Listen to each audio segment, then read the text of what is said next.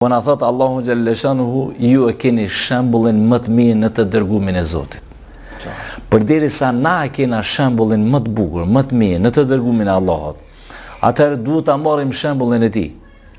A ka qenë ndryshe në xhami, ndryshe jashtë xhamis, apo pejgamberi Muhammed alayhi salatu wassalam i ka qenë në xhami, në shtëpi, në rrugë, në treg, çdo kund. Ka qenë me virtytet më të larta. Por unë besoj që nga njëherë na nuk ja dim peshën sa ka morali. Peshën.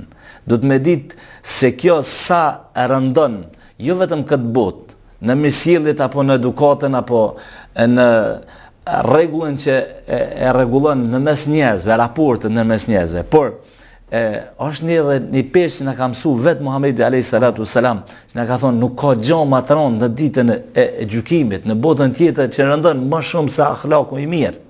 Ç'është peshë të madhe? Domthon ka peshë shumë të madhe, nuk ka gjë më të rëndë.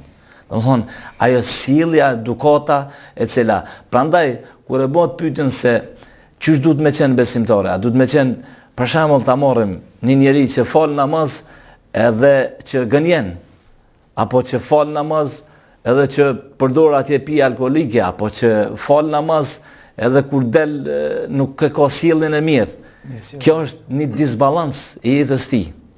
Domethënë ai nuk e ka kuptuar drejt Islamin. Islami duhet të jetë ajo shëmbëltyra mirë. Ai namazi duhet t'i lejë shenjë dhe jashtë xhamis, jo vetëm brenda në xhami.